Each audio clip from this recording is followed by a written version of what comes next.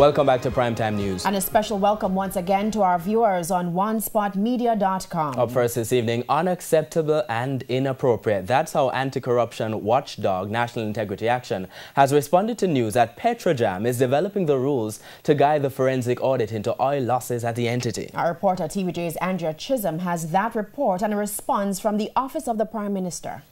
Absolutely unacceptable and inappropriate. PETROJAM must have nothing to do with the drafting of the terms of reference or the tender to get the person who is going to do the auditing.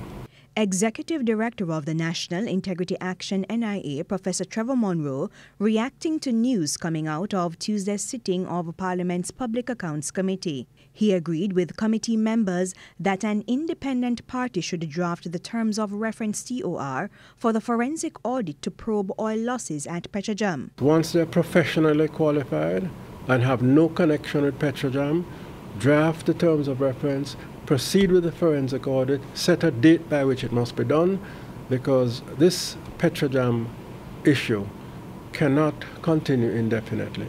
Professor Monroe believes that the buck stops with Prime Minister Andrew Holness, who is also overseeing the energy portfolio. I believe that if we are to take his previous statements seriously as they ought to be, he should put an immediate stop to any process whereby PETROJAM is going to draft the terms of reference for forensic audit into its own conduct.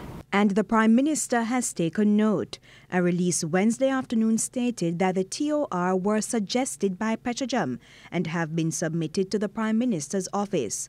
The TOR will be reviewed by that office, the Finance Ministry and other relevant stakeholders. It has not been approved, and the selection of the audit or audit firm will be subject to procurement rules. Speaking of procurement, Professor Monroe is calling on the government to quickly pass regulations to enforce the Procurement Act.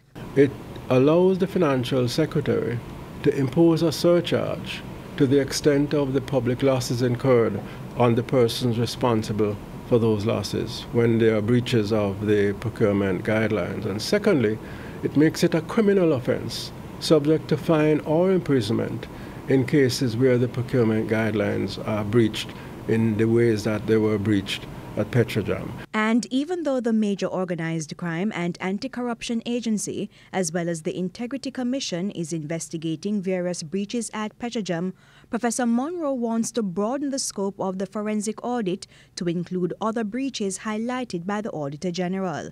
As it stands now, the forensic audit will examine the over 600,000 barrels of oil unaccounted for by PETROJAM over 5 years, valuing $5.2 billion. Andrea Chisholm, TVJ News.